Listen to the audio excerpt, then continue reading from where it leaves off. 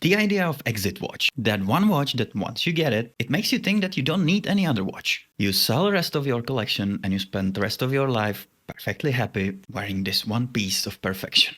Bullshit, I know. But this watch, for me personally, purely hypothetically, this could be it. Or it gets very close. Citizen ProMaster Air Automatic GMT. Reference number NB6046-59E or -51H if you choose the PVD coded variant, which I still can't decide if it looks better than this one, but the choice has been made. I mentioned a couple of times that Citizen is probably my favorite brand right now, stealing the spotlight from Seiko and others. They have been around for over a century, and their ProMaster line that I got really weak spot for celebrated 35th anniversary last year, and with that anniversary, Citizen released this. And boy, what a watch this thing is. It's not perfect by any means, and for a lot of people it's gonna be ugly and too big, but it's almost perfect for me. Unlike most of my YouTube colleagues, Mad Watch Collector, I don't find this boring, not one bit. And on top of that, Citizen packed quite amazing and for the price unmatched deal. That we are dealing with a little bit higher in ProMaster lets us Citizen know by the packaging already. That box is massive, almost too big, but very well made with very solid hinges. And I gotta say it felt really good opening that box for the first time and seeing the watch. But there is nothing else but the warranty card and the watch. Now I would normally talk about the bracelet the watch comes in, and I will, but I need to throw in the dimensions for the context. Because we are dealing with a really big boy. And I promise not to make any "that's what she said" jokes, so I won't.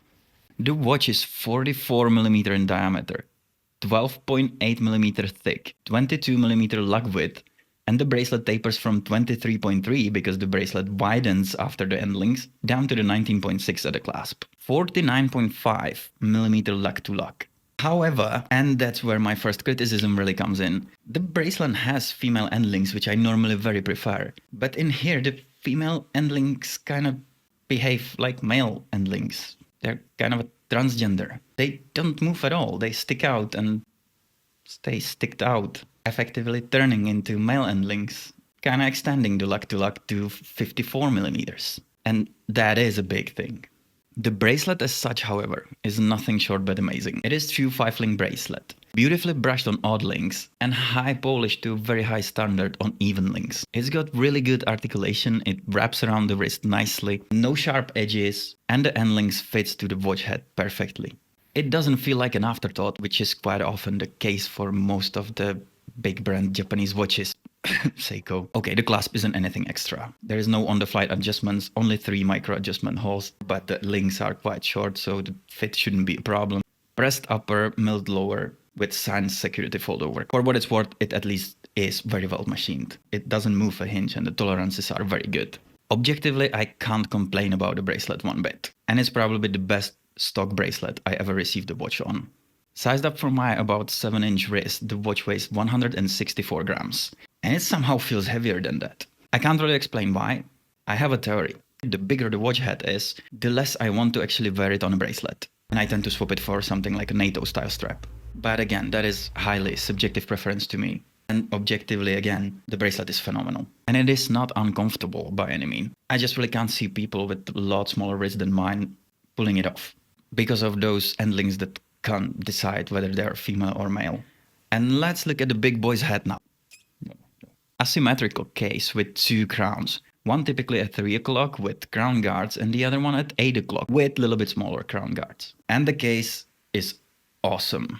Mostly brushed with very wide and prominent high polish chamfered edges. The brushing is consistent and very fine. The line between high polish section and the brush section is razor sharp. And the high polish feels almost like a Zarasu polishing. There is a lot of angles and corners and it feels very masculine and testosterone packed. And it complements the bracelet very well. Or the other way around, the bracelet complements the watch head. Then there is the bezel. And the bezel is PVD coated to a darker tone. And it's rather visually interesting. However, there is another one of my minor gripes. For some reason, the bezel has a design of a rotating bezel. And it's fixed. It's got a grip all around that is kind of begging you to grab it and twist it, but you can't. Bit strange decision. When I bought the watch and showed it to my friend, he instinctively grabbed the bezel and tried to twist it and said, "Oh, it doesn't work." Yeah, it's not supposed to work. Okay, but the bezel still looks very good and it has its function. It's got 24-hour GMT scale with even numbers and these engraved lines for odds. I don't mind the fact that it's not rotating at all because I would never use it anyway, but I would honestly remove the grip part. It's a bit dumb. Now let's talk about the crowns, and let's start with the unusual one at 8 o'clock. It is controlling very cool and very nerdy logarithmic sliding rule rotating bezel on the inside. How useful it is for most people, it's questionable. Yes, you can use it to multiply, divide, convert units like kilometers to miles, kilograms to pounds, and so on. And I do use it time to time out of curiosity and because, I'm nerd. And it's not my only watch with that thing. I want to know how to use it in case somebody asks me what it is, which would totally never happen, but I prefer to be ready. Plus, the action is so satisfying. It feels almost magical to twist it and seeing the inner rotating bezel move. This crown is unsigned, and I'm okay with that because the main crown is. And it's got perfect grip to it. Size and shapes are also perfect. The main crown is even perfecter. It is slightly bigger, slightly grippier, perfectly machined and signed with the ProMaster logo. There is literally nothing I would change about this crown, and it became my new king of crowns by a bloody mile. It is screwed down with an absolutely perfect action. The machining is top notch here. Caseback is also screwed down, and Citizen is typically not the brand that would decorate the casebacks. Here it does. There's this pilot helmet engraved in, and it's really cool. And then you have some usual and some not so usual specs around. We need to talk about one thing and highlight it a bit more than most other YouTubers do. The movement. The watch is powered by an in-house automatic True or Traveler's GMT Movement 1954. With 4 Hz, 50 hours of power reserve, and a cherry on top, anti-magnetic silicone hairspring. It is an absolute powerhouse. Show me any other watch that would offer this under $1,000.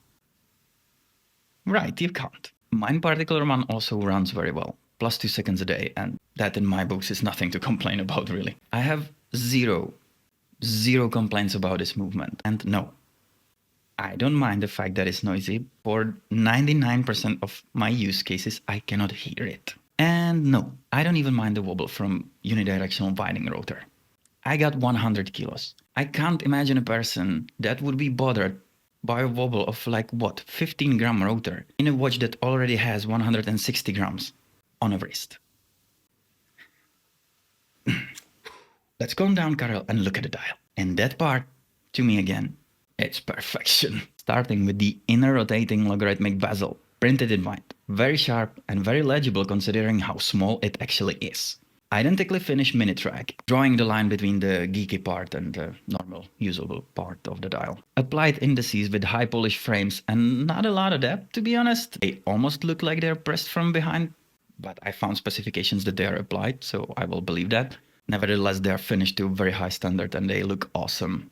They sometimes feel flat, sometimes don't. It depends on the light that hits them. There is a big 12 at, 12, and a big 6 at 6 instead of indices, and a date window at 3. And the dial itself, unlike on the product picture, is not black. It's like a charcoal black with a very prominent sunburst effect. And the mirror effect that I have not seen before on any other watch with sunburst effect as well. From certain angles you see the hands reflections, and it is a stunning thing to look at. Citizen logo printed at 12 all in white, ProMaster logo automatic and GMT down at 6, GMT being in red. Of course, GMT being in red. There is no unnecessary clutter text on the dial, perfectly balancing the busyness of the rotating bezel. Plus, there is this sniper rifle-like cross dividing into 4 sections, which I really dig. It's exactly the same like on my Devil's Diver. And if you think that this is all good, it only gets better from here. Look at the handset. They are big, bold, sword, white, insanely legible hands, reaching exactly where they're supposed to. All the hands have this darkened part around the pinion, creating the illusion that they float on the dial. And then there is the GMT hand. And this is exactly how you're supposed to do GMT hands. It is red, long, and perfect. You can distinguish all the hands just by a glance. You can read the time just by a glance. It really is good. It really feels like function on over form, but the form happens to be really good too. And the best part, I haven't mentioned the lume yet, right? The lume is insane. Insane. It is currently the best lume in my collection, topping the Devil's Diver and Kamasu by a mile. You look at the watch at 4 o'clock in the morning and it still looks like you just turn off the lights. And it's all covered by a flat sapphire crystal with AR coating. That's a bit boring part, but it feels appropriate here. Okay, I will try to sum it up, not sounding like a teenage girl on a Taylor Swift concert, but it's gonna be hard. That's what, no. I love this watch. For me personally, it is a masterpiece of Thule aesthetics. It is not cheap. By the time of making this video, anywhere between 700 to 800 euros. I have found slightly used one for way less than that. But even for those 700 bucks, it is quite hard to compete with. With all the specs on offer, 4 Hz, anti-magnetic, true GMT movement, in a perfectly built package, with a great bracelet, that's just hard to beat really. Plus, I am a bit biased when it comes to Citizen as a brand. It's not only because our president wears one. Citizen quite feels like the last Mohican, last true tool watchmaker. That kind of goes the opposite direction than all the other big brands, trying to offer you less and less for more and more. Citizen is trying to offer you more and more for still reasonable money. These higher-end ProMasters are not cheap, but hell, they're beasts. When you wear a Citizen ProMaster, there is this strange, reassuring feeling, this almost aura of a tough guy, reliability, that the watch would survive more than you would. And I get it, especially this one is not for everyone. For a lot of people, it's just simply too big, maybe too tooly, but it's damn near perfect to me. And that is it, guys. As usual, thank you very much for watching. If you liked the video, please give it a thumbs up, consider subscribing. If you didn't like the video, I thank you for watching this far. And let me know what do you think about this. My name is Karel and this is Watch. Till next time, cheers.